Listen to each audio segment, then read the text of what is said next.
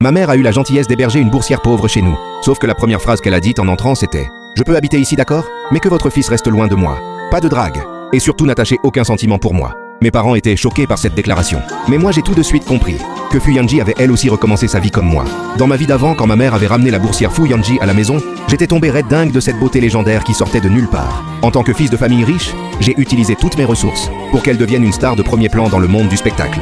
Et la première chose qu'elle a faite en devenant meilleure actrice, ça a été d'annoncer son histoire d'amour et la date de son mariage. Sauf que le marié ce n'était pas moi, c'était son ancienne lumière Zhuang Bifan. Peu de temps après, les médias ont révélé notre histoire.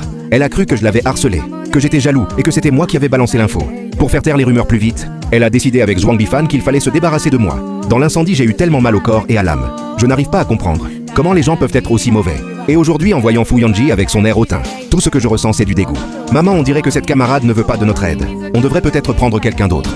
Ne gaspille pas la bourse. En entendant ça, Fu Yanji a paniqué. Non, c'est pas ce que je voulais dire. Ne te méprends pas. Elle a recommencé sa vie aussi, mais elle n'est pas bête. Sans moi qui avais repris l'entreprise familiale et qui l'avait aidé jusqu'à vendre mon dernier bien.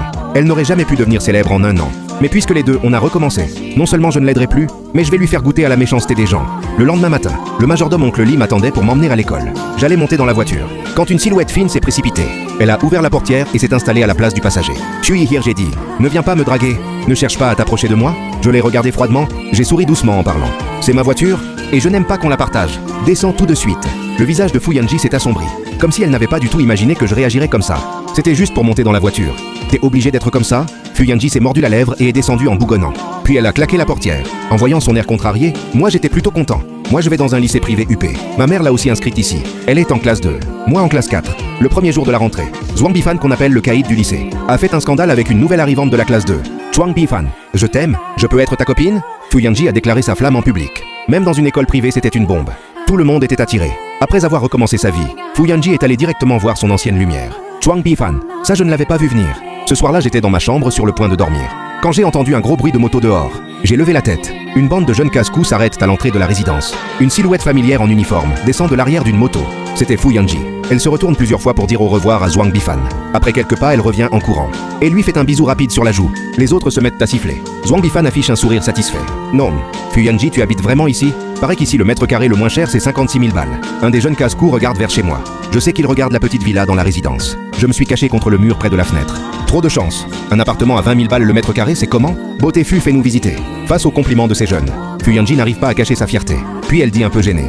Mes parents sont stricts. Ils n'aiment pas les inconnus à la maison. Désolé. Ruyan, tu dis n'importe quoi.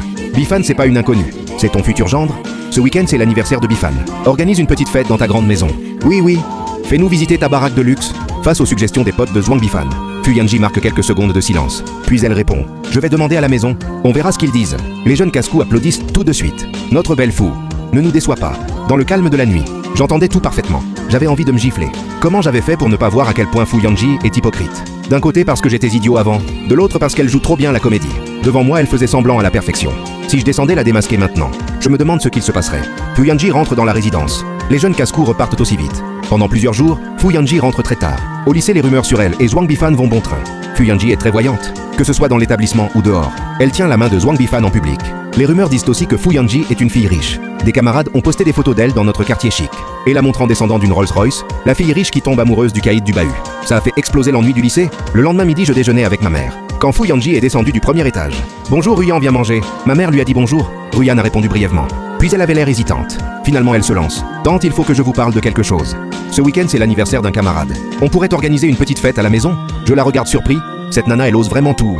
Ma mère aussi est surprise. Puis elle répond perplexe. Une fête à la maison? Ton oncle et moi, on n'aime pas le bruit. Ça va être compliqué? En entendant la réponse de ma mère, Fu Yanji est déçue. Mais elle n'abandonne pas. Même juste quelques heures, ce serait pas possible. J'ai déjà promis. Tante, ma mère secoue la tête désolée. La maison n'est vraiment pas adaptée. Ton oncle rentre fatigué? Ne le dérange pas? On n'est même pas encore le week-end. Tu peux t'excuser auprès de tes camarades plutôt? Fu Yanji ne dit plus rien. Elle attrape le verre de lait sur la table et le vide d'un trait. Puis elle se lève pour sortir. Yanji, tu ne manges pas? J'ai pas faim. Yanji, attends. T'es en 3e, tu dois travailler dur. Pense d'abord à tes études, tu comprends? Puis Yanji fronce les sourcils en nous regardant. Je vous remercie vraiment pour votre aide.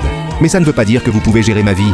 Je peux écouter vos conseils, mais pas besoin d'être sur mon dos. Ma mère est choquée par cette réponse. Elle reste sans voix. Moi je souris en disant à ma mère. Respecte le destin des gens. Arrête de vouloir trop aider. C'est toi qui m'as appris ça. Ne te mêle pas des affaires des autres. En m'entendant, Fu Yanji me regarde, avec un air méprisant. Pouf chui, toi aussi arrête ton piquant. T'es riche, et alors? J'ai déjà connu la richesse aussi. C'est pas si fou? Cette fois je ne la lâche pas à Zhuang Bifan. Fais une croix dessus. J'étais à la fois furieux et amusé. Ah bon, si c'est comme ça, alors dégage de chez moi. La bourse, je te la garde. Mais aujourd'hui même, je demande au majordome de t'aider. Fuyanji n'a plus un mot à dire. Elle se mord la lèvre et continue sans honte.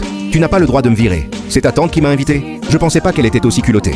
Mais bon, un quartier chic, une villa individuelle contre le dortoir du lycée. Un idiot saurait quoi choisir, mais arrêtez vous deux. Sortez plus tôt, ne soyez pas en retard. Ma mère, voyant l'atmosphère gênante, joue la médiatrice. Ma mère a le cœur trop tendre. Je vais devoir mettre un peu d'huile sur le feu. Dans ma vie d'avant le jour des 18 ans de Zhuang Bifan, Fuyanji s'était offert en cadeau, mais c'était dans la vieille maison de Zhuang Bifan. Quand Fuyanji est devenu célèbre, Zhuang Bifan avait pris soin de me raconter, et avait dit qu'il n'oublierait jamais cette journée. Avec un air de profond souvenir, très bien, cette journée je vais faire en sorte que vous ne l'oubliez jamais.